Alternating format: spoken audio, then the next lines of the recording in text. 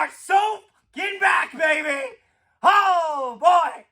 No moaning about penalties because guess what? You got a power play goal too. No moaning about injuries because guess what? No Dylan Sandberg. No goddamn Hayden Fleury for half a game. And injuries happen. You got to deal with that. Oh, boy. Look at that. We're back. We're back. And so is this goddamn team. This goddamn team. Mark Scheifele, as he has so many times before, put on an impressive performance against the Toronto Maple Leafs and put his foot down on them in the third period like a parent over a child. So let's get into this game. First up, it's the Kyle Connor show to start this game. In the first period, Kyle Connor, the Winnipeg Jets power play has been phenomenal. Starting in it tonight, Joseph Woll and Connor Hellebuyck. Obviously, Hellebuyck. It's funny, they talked about this. Jets have not had a win. It didn't involve Connor Hellebuyck since November. And I kind of blame the team more than I blame Comrie. But nonetheless, Connor Hellebuyck showed up tonight in a big way. Kyle Connor will score first on the power play from a great play by Nino Niederreiter to set up this penalty. It takes Mitch Marner off the ice, which is really important because I've said this a million times. Mitch Marner is one of the scariest penalty killers against the Jets because the Jets like to cycle to the top, and that works for Mitch Marner. If he blocks one shot, he's gone, which we learned in the second period. But Nino Niederreiter forces him to make an impossible decision. It's Sophie's choice. Either you give up the goal now to Nino Niederreiter because he's probably going to hit the net, or you give up the goal possibly later with the Winnipeg Jets power play running at 31%, which is the best in the National Hockey League. It turns out they give up the power play goal later with Kyle Connor burying it on a rebound to make it 1-0. At the dot. Clean win. Connor back to Morrissey. He shoots. There! Yeah! Woo! Kyle Connor, baby! The Jets are up 1-0! Woo! Yeah, and that's, to be fair though, I'll say this. The first period, not a good period for the Winnipeg Jets. The Leafs overall controlled the first period. I didn't like any of our zone entries until that chance by the third line happened. I felt that they were really... They'd get hemmed in their own zone, and by the time they were getting out of it, it was a 2-on-3 the other way. And it felt like the Leafs, they didn't get out of their zone until the Leafs let them out of their own zone. That being said, they break the ice, which forces the Leafs to have to make a little bit more gutsier decisions to try to get on the board. Rest of the notes for the first period, not many, honestly. It's a shot that Woll doesn't pick up until the rebound goes right to Kyle Connor's stick. Uh-oh, you don't want it to go to his stick. And he buries it. So, let's just go right to the second period. The Winnipeg Jets right away don't blow the game open, but they open the door wide as Mark Scheifele and Kyle Connor combined for a beautiful odd man rush goal, a 2-on-2 back the other way. Mark Scheifele finds Kyle Connor, who one-times it off his backhand to score to make a 2-0 reaction here. Kyle Connor double dips in Toronto! And the Jets take a 2-0 lead! Woo! A quick play at the net, and the Jets are up 2-0. Then, an uneasy play here. Mason Appleton looks like it might have been a follow-through. However, the problem is instead of going like this, he goes like this, and he kind of toe picks it, and he goes up. And, you know, when it's like that, yeah, they're going to call it. And people have argued, should it be a double minor for drawing blood, or should there be a different way? Probably. Because this just happens to go in the worst spot in Morgan Riley's mouth, and it draws blood. It's fine, though. The Jets don't kill off the first half of this, though. John Tavares, who's been the only guy who's been able to score on Connor Hellebuyck as of late for the Leafs, scores to make a 2-1 reaction here. Oh!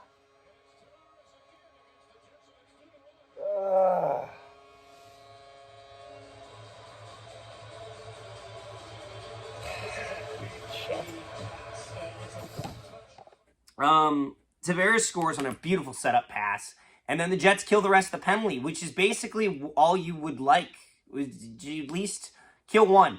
The Jets get a power play later, and Neil Pionk makes an incredible play on Mitch Marner. Times it perfectly, waits until Mitch Marner is shooting this puck, because if he doesn't, so I'm going to explain why this is probably such a great play by Neil Pionk, and I don't say that lightly. I wanted to kill Neil Pionk in the first period because he nearly threw a turn. He made an Anaheim pass. And if you were here a couple days ago, you know what an Anaheim pass is. Right from the corner, up the goddamn middle. Don't make me go get the fucking paper with all the fucking X's and O's on it. I'm not doing that. But the shot gets blocked. So Neil Pionk's like, shit, that's Mitch Marner. Which I said, shit, that's Mitch Marner in the first period when I was happy that he was taken off. But he wasn't taken off for this penalty, so there's a problem. Mitch Marner has a basic breakaway. And so Neil Pionk has to lift his stick at the right time. If he lifts it up too early, Mitch Marner doesn't decelerate, because he has to decelerate when he gets to the net, because you can't run through people. That's not how hockey works. He has to decelerate, meaning the puck can slide past him. That's when Neil Pionk has to time the lifting of the stick. Because if he lifts the stick too early, he probably gets a hooking penalty. Marner's pulled back, and he re-grabs the puck. Too late, Marner gets the shot off. He times it perfectly that he doesn't get the shot off, and the puck skitters away and neutralizes the threat, which was great. The second period overall was a better period by the Jets. I thought there were some great moments in it. And then,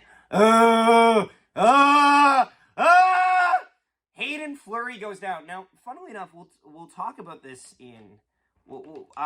there's an interesting knock-on effect here that I'll talk about in a bit at Moose Watch. But they couldn't bench Ville Heinola at this game because he had to play, because Hayden Fleury might have broke his leg.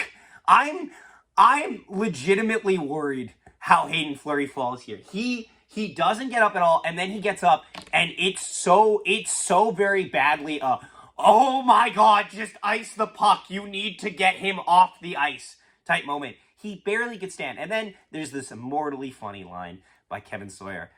Upper body or lower body, I can't really tell.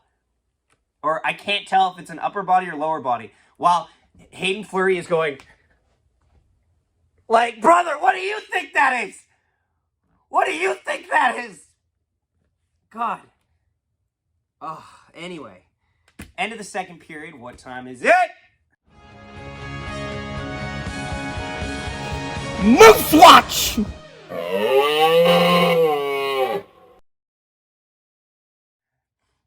Moose Watch. So, the Moose, after a quick reprieve of winning, lost 5-1 today. Tough day for Thomas Milic. I blame the defense mostly. Declan Chisholm's nice to add to the defense, but the defense is weak. And they're actually going to get a little weaker because Simon Lundmark is coming up. And that was the thing that I was saying was interesting. He was actually in the warm-ups for this Jets game, which now means he might end up playing if Logan Stanley's out, Dylan Sandberg is out, and now Hayden Fleury is out. The D-core is being tested, and the D-core is not phenomenal, so we'll have to see how it holds up. But, yeah, good for Simon Lundmark. I don't hate Simon Lundmark. I just don't think there's anything spectacular there right now. The Moose, though, struggled. This is their one goal. Anderson Dolan. Anderson Dolan scores! Bid was 7:21 to go in the third. Nothing fancy about that. That's just a wicked wrister.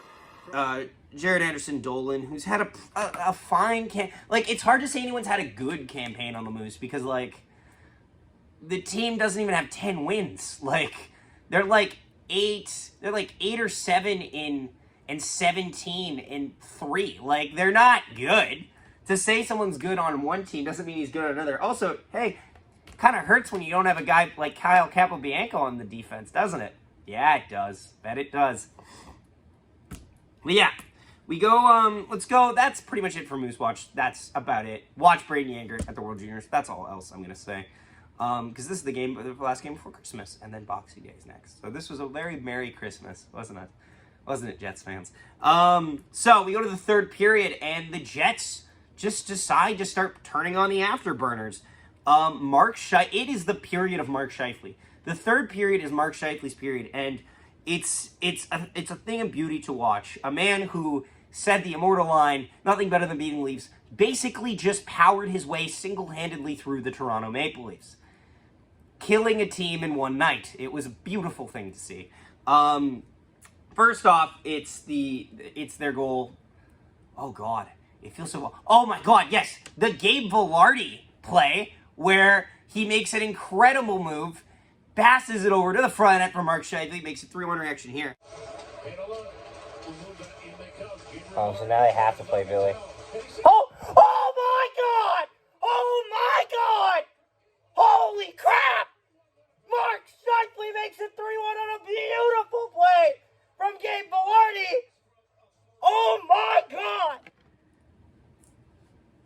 And then, not to be outdone, so this is a really funny thing. I don't know if you caught this on the broadcast. They said the Jets are up 3-1. So if you know that, there's a goal and 2 assists. So statistically, there can be as many as 9 people to have points in that, okay? But we know for a fact there isn't, because Kyle Connor has 2 goals. And there's, Kyle Connor has 2 goals. And one of them was only assisted by Mark Scheifele. And so over the broadcast, they say, the top line has combined for 8 points tonight. And I went,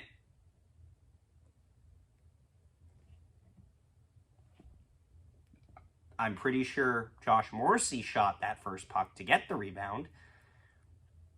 And I know that nobody got a second assist on the first goal, so that's statistically impossible. And I don't know if the reaction video has it, but I'm literally doing the math, and then Josh Morrissey skates up there, beats the defender to it, and passes it over to Mark Scheifele, makes a move, stopped by Wall, bangs away at it, it's loose, and they score. Points? 8 points is? Oh, Josh, Mark!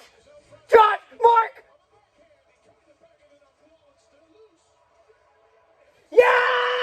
It's in, baby! It's in! The Jets have scored! It's 4-1! Let's go!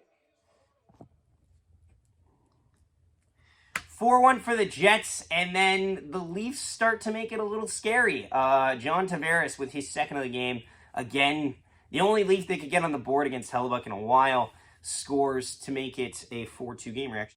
Okay, so the Leafs scored. Saw that one coming. Way too much open ice. Don't do that again. Play smart the rest of the way. And you're okay. And then the game's getting testy. The game's getting stressful. There's a great penalty kill. There's a great penalty kill in this period as well, too, by the Jets that works out. And also, Max Domi fought Alex Scheifele. Good for him. And he drew the extra power play, which could have been, well, yeah, hell yeah, I'll take it. And then Mark Scheifele, just king of the city moment, scores to make it 5-2 reaction here. Come on, Scheifele. Yeah! Mark Scheifele, the man who said, is there anything better than beating the Leafs, has just put a hat trick over the Toronto Maple Leafs. And it's just great. It's manifest destiny sometimes, and you love to see it. And your Winnipeg Jets, Canada's team, the best team in the National Hockey League, is the first team to 25 wins. And the Jets break the 50-point marker before Christmas. They are over halfway there to making it to the Stanley Cup playoffs, which is insane. And 3 stars of this game. Alex Scheifele is getting an honorable mention for said fight and a couple great shot blocks, just underappreciated in this game, I'd say. 3rd star, Connor Hellebuck. 2nd star, Kyle Connor. And 1st star, with a 3rd period hat trick and the daggers, Mark Scheifele. Thanks so much for watching, guys. Have a wonderful day. Merry Christmas. Yeah, that's about it. Thanks so much for watching. We'll see you next time. Nikolai Ehlers chips it through, gets around, and he shoots and scores!